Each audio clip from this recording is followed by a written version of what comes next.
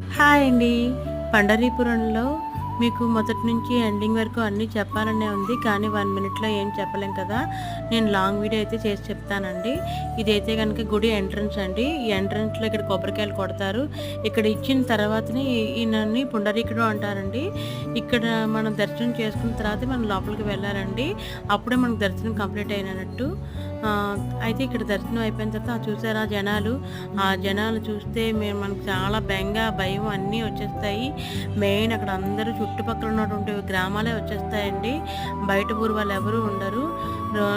ముఖ్యంగా శుక్రవారం, శనివారం, ఆదివారంలో అస్సలు వెళ్ళకూడదు. అక్కడ చూసారా ప్రతి ఒక్కరు కూడా నిలువునామం పెట్టుకొని వెళ్ళాలి లోపలికైతేను. అలా అంటే అది భక్తిపూర్వకంగా ఉంటుంది.